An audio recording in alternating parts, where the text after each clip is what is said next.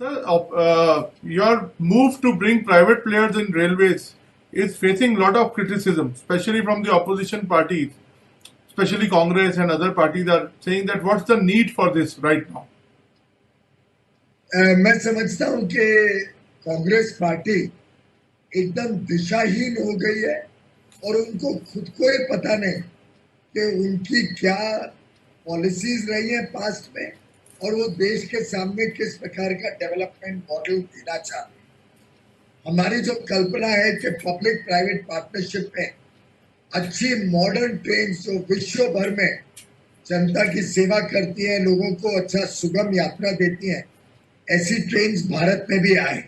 अब ये ट्रेन्स आएंगी तो इसमें लेटेस्ट टेक्नोलॉजी की कंफर्टेबल ट्रैवल वाली ट्रेन्स होंगी, बड़े पैमाने पे निवेश होगा इन ट्रेन्स को लाने के लिए, हाई स्पीड पे चलेंगी और भारतीय रेल का जो पैसा नॉर्मल कोर्स में ऐसी ट्रेन्स लाने में लगता, वो पैसे से हम aspirational districts, north east India, Jammu Kashmir ऐसे इलाकों में रेलवे का विस्तार कर पाएंगे।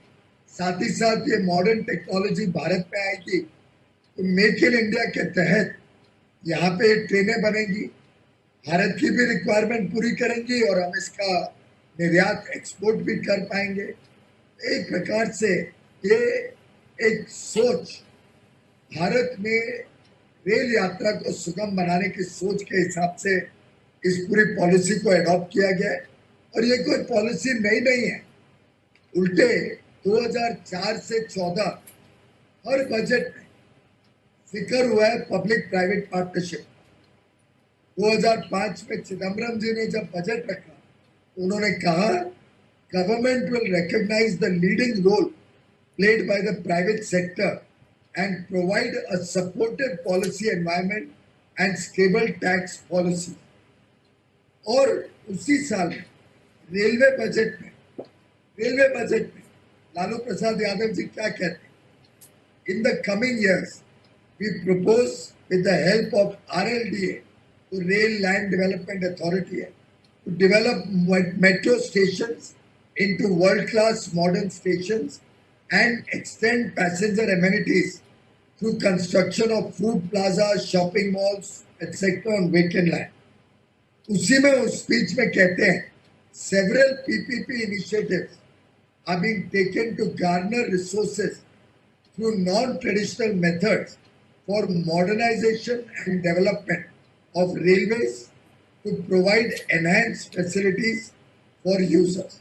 और ये हर साल की बजट थी, 2006 में, 2007 में, 2008 में, 2009 में, हर वर्ष की बजट स्पीच में या रेलवे बजट स्पीच में इसका जिक्र हुआ है।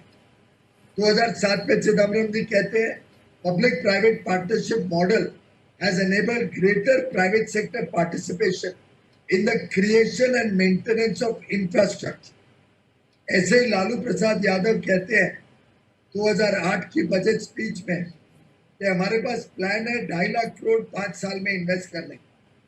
However, it would be difficult to finance such a large investment program solely from railways' own sources। Therefore, we have started many PPP schemes for attracting investment of 1 lakh crore। तो मैं समझता हूँ कांग्रेस और उनके मित्र पक्ष और उस समय तो लेफ्ट पार्टीज भी इनकी समर्थन में, आपको याद होगा लेफ्ट तो आज का कम्युनिस्ट पार्टीज वो भी इनके समर्थन में 2004 से 9 में सरकार में शामिल। तो मैं समझता हूँ पूरी तरीके से बेबुनियाद आरोप है। ये नहीं चाहते कि जनता को अच्छी सेवा मिले, ये नहीं चाहते कि जनता को सुगम यात्रा मिले, रेल का विस्तार हो और रेल एक इंजन ऑफ ग्रोथ बने, विकास यात्रा में भारत की इंजन अपनी प्रमुख भूमिका निभाए। मैं निंदा करता हूं इस प्रकार की बहुत ही मायोपिक जो सोच है कांग्रेस के लीडर्स की और कांग्रेस के अध्यक्ष और उनके सुपुत्र की। सर, लेकिन बोला ये जा रहा है कि ये एक सोशल सर्विस का जरिया था, प्राइवेट प्लेयर्स आएंगे तो इसमें प्रॉफिट निकालेंगे, और दूसरी बात एक और बोली जा रही है कि इंफ्रास्ट्रक्चर क्या, जब रेलवे खुद इतना सक्षम है तो प्राइवेट प्लेयर्स को क्यों लाया जा रहा है बीच में? मैंने जैसे बताया कि रेलवे की रिक्वायरमेंट तो बहुत अधिक है जो आज के पास रिसोर्सेज है उसके निस्बत।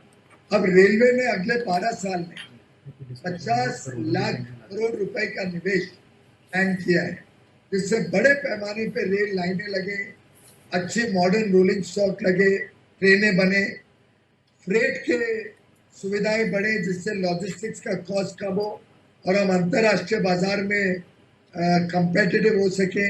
मेक इन इंडिया के तहत भारत में और मौके मिले, निवेश के भी और नौकरी के भी।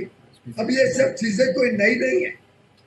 1991 के बाद लगातार सरकार और प्राइवेट सेक्टर मिलके देश की अर्थव्यवस्था को मजबूत करें और विकास यात्रा को गति दें, उस काम को हम आगे लेके जा रहे हैं। और जहां रही बात सोशल सर्विस की, जितनी सोशल ऑब्जेक्टिव प्रधानमंत्री मोदी सरकार ने देश के लिए, देश के गरीबों के लिए और गरीब यात्रियों के लिए किए, मैं समझता हूं आज के पहले कोई सरकार ने नहीं की। जितना ज्यादा गरीबों को सुविधा, ये कोविड के समय देख लीजिए, प्रधानमंत्री गरीब कल्याण योजना के तहत जितने काम हुए हैं, शायद आज के पहले कोई आपदा में कोई सरकार ने नहीं की। प्रधानमंत्री अन्न योजना के तहत जिस प्रकार से लगभग 6 महीने के लिए मुफ्त में राशन दिया गया गरीबों को और 80 करोड़ लाभार्थी हैं। मैं समझता हूँ भारत के आजादी के बाद ये पहली सरकार है जिसने गरीबों के लिए इतने सारी योजनाएं लाई है। सामाजिक दृष्टिकोण जितना प्रधानमंत्री नरेंद्र मोदी का है, मैं समझता हूँ और कोई सरकार ने आज तक नहीं। सर एक बात ये जताई जा रही है कि प्राइवेट प्लेयर्स आएंगे, फैसिलिटीज बढ़ेंगी तो दाम भी बढ़ेगा और गरीब लोगों के लिए इसको अफोर्ड करना मुश्किल हो जाएगा। देखिए, गरीबों के लिए तो हम अपनी ट्रेन व्यवस्था चला ही रहे हैं, कोई रेलवे थोड़ी हमने प्राइवेटाइज कर। भारतीय रेल देश की संपत्ति है, आगे भी देश की संपत्ति रहेगी और देश की जनता की, देश के गरीबों की सेवा करती रहेगी। अब आप मुझे बताइए, ऐसे तो हवाई जहाज चलते हैं, तो हवाई जहाज जिस हवा में चलते हैं उसमें एयर इंडिया भी चलती है और बाकी प्राइवेट एयरलाइंस भी चलती है, जिससे जनता को लाभ हुआ या नुकसान हुआ? इसको उससे उल्टे दाम, कीमतें घटी, एफिशिएंसी सुधरी। आप बताइए, पहले 2000-3000 रुपए में दिल्ली से मुंबई को जा सकता था, आज हवाई यात्रा में सस्ती टिकटें भी मिलने लग गई है। आज उड़ान योजना के तहत लोग सीधा अपने गांव तक पहुंच सकते हैं और गरीब आदमी भी हवाई जहाज से मात्र 2500 रुपए में जा सकता है। छोटे छोटे जगहों पे एयरपोर्ट शुरू हो गए। ऐसे ही रेल सुविधाएं सरकार भी उपलब्ध करा रही है, उसको बढ़ा रही है। पिछले साल हमने 1,60,000 करोड़ सरकारी निवेश से रेल की सुविधाएं बढ़ाई। तो मैं समझता हूँ ये एक छोटी पहल है कि निजी क्षेत्र भी, प्राइवेट सेक्टर भी देश की विकास यात्रा में अपना योगदान दे सके। और एक प्रकार से ये लगातार हर सरकार ने इस पे काम किया, चाहे वो ममता बनर्जी जी का 2011 का रेल बजट हो, जो कांग्रेस की सरकार के समय हुआ, जिसमें उन्होंने कहा कि railways have developed several business oriented policies for the first time like private freight terminal. उसी में उन्होंने कहा है propose to set up 2 more wagon units under public private partnership mode.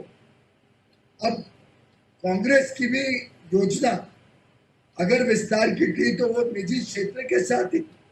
दुर्भाग्य ये है कि वो पूरी तरीके से विफल हुए, फेल हुए। हम सफल हो रहे क्योंकि प्रधानमंत्री मोदी जी का बहुत ही निर्णायक नेतृत्व आज देश को मिला है।